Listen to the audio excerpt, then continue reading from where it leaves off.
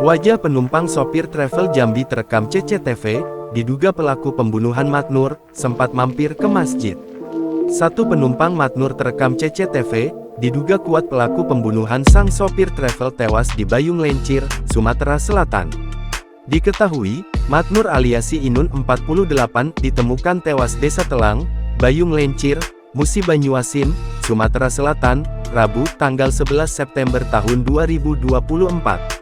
Sebelumnya, Maknur sempat dikabarkan hilang pada tanggal 9 September tahun 2024. Maknur yang merupakan warga Tungkal Ilir, Kabupaten Tanjung Jabung Barat, bekerja sebagai sopir travel jurusan Kuala Tungkal, Jambi.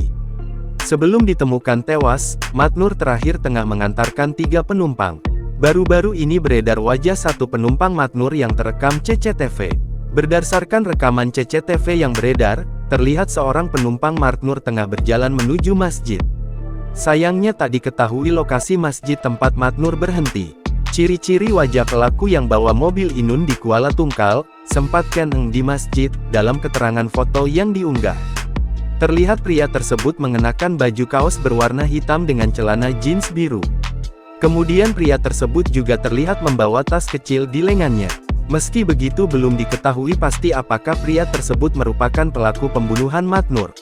Download Tribun X sekarang, menghadirkan lokal menjadi Indonesia.